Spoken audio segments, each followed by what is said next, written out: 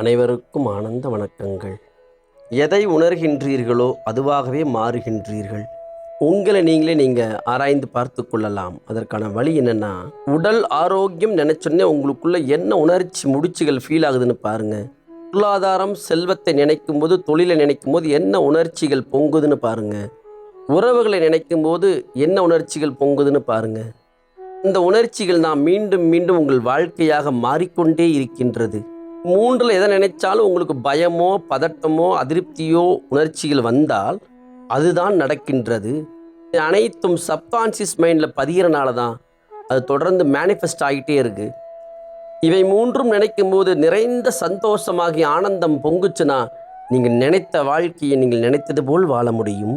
நம்பிக்கையோடு நீங்கள் முதலில் செய்ய வேண்டியது அனைத்து விதமான உடல் சார்ந்த, மனம் சார்ந்த, தொழில் சார்ந்த, உறவுகள் சார்ந்த பாதிப்புகளிலிருந்து விடுதலை அடையுங்கள்.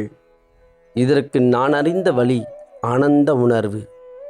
உங்களுக்குள்ளே இருக்கும் ஆனந்த இருப்பை உணர ஆரம்பித்தால் அனைத்து உணர்ச்சி முடிச்சிலும் இந்த விடுதலை அடைந்து நீங்கள் ஆனந்தமாக வாழ முடியும்.